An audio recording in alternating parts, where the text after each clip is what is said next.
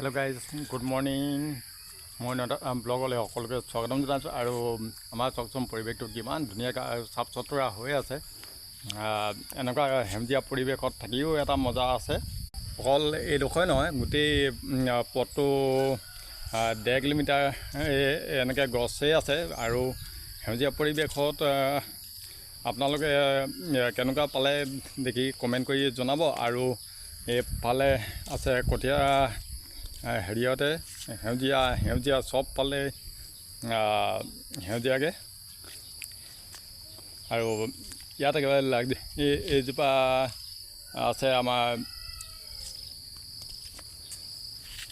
হেৰি গছ, অৰ্জুন গছ।